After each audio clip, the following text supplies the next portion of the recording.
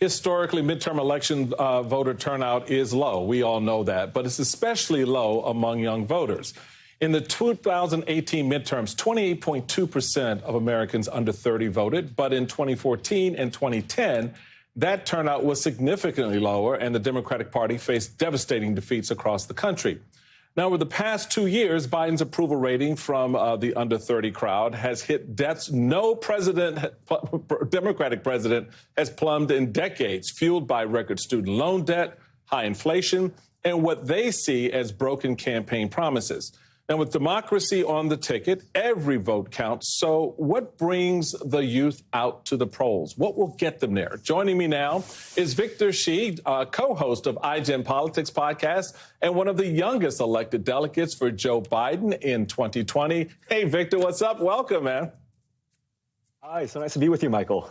Excellent. I'm really glad to have you on. I love this space and this conversation. You recently wrote a piece for the Boston Globe, and you say Democrats can succeed in getting my peers to the polls if they do two things. First, they must clearly present the contrast between what Democrats and Republicans have accomplished and what each party stands for. And second, they must utilize new social media platforms. Tell me a little bit more about that and where you think this is going right now.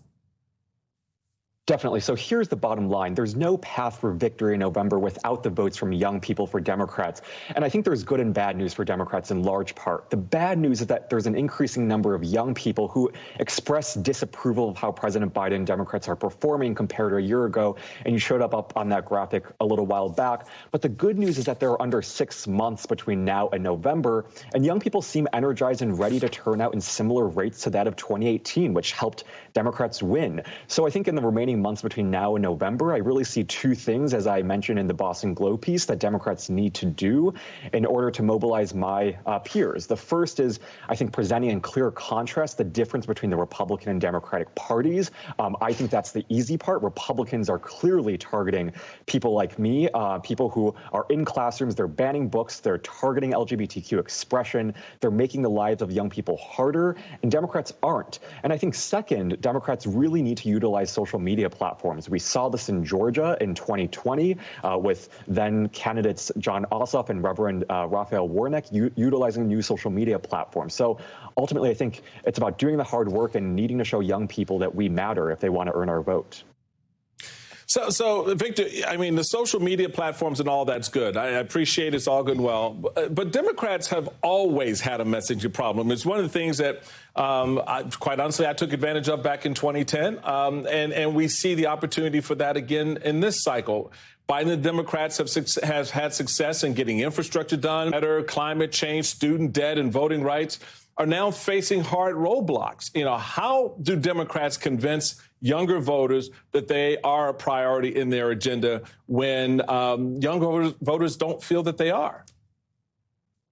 It's so challenging. And as you very well know, Michael, 6 months between now and November is an eternity in politics, and a lot can change. While I don't think Democrats are in the best position to win right now, I do think there's a lot of time to reverse course. And I agree with you that communication messaging is going to be key, especially for me and my peers to turn out and vote. I think Democrats often have a tendency to go on the high road side of the debate, the classic Michelle Obama saying, when they go low, we go high. But I think now is the time for Democrats to present in clear terms as possible for young voters the difference between Republicans and Democrats. So, for instance, Democrats aren't trying to ban books. They aren't trying to limit civil rights. It's the Republican Party that's doing that. But I think being more aggressive is one strategy that Democrats should take. But I think young people really need to understand the difference between both parties, and they need to invest in young voters. And they need to meet us where we are. They need to come to college campuses. They need to show us that we matter. And I think a lot of that has to do with showing us that we matter and we are included in the conversation. We don't like being talked at. I think we like to be included in the conversation. So I think that's going to be key in terms of showing young voters that we can trust the Democratic Party and vote for their candidates. So, Victor, here's the rub for me. Are young people checking out because the change that they were promised hasn't come to fruition? And who said it was going to happen just because you voted? Because the voting is just the first part of it. Accountability, staying on top of the issues, pressing the point is a big piece of this as well. So how do you see that dynamic right now? Right. So I'm so glad you asked this question, Michael, because I don't actually think that me and my peers are necessarily checking out from politics. I think it's actually the opposite. So polls show that we're expected to turn out in 2022 at the same rate that we did in 2018, which is a year that saw historic turnout from young people and in turn helped Democrats win. We continue seeing young people energetic and ready to fight for key issues. And a lot of me and my peers are running for state and local offices. But what I think is different compared to 2018 and even 2020, for that matter, is that more of people my age don't seem to believe in the traditional process of government and in elected officials anymore. There was a Harvard Youth poll that came out a couple of weeks ago that showed nearly 60% of young people don't believe that politics can solve the issues facing young people anymore. And I think that's unsurprising given the many challenges that face our lives, from gun violence to climate change to the cost of education. All of those don't seem to be improving. So, I don't think it's realistic for young people to expect that everything will be better in our lives by electing better elected officials. But I do think that we expect those who hold power to listen to our voices and include us in the decision-making process and really use the legislative or executive tools available to turn out my peers. That's something I think Democrats need to do between now and November, and I think could make a huge difference in getting my generation to vote for them.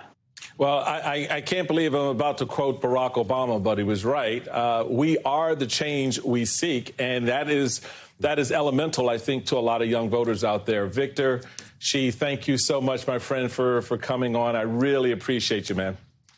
Later, why is it so hard for some Republicans to denounce white supremacy? Come on now. We'll talk about it in the next hour. But first, President Biden is now in Japan for the second half of his trip to Asia. We'll take you there for the latest, so stay with us.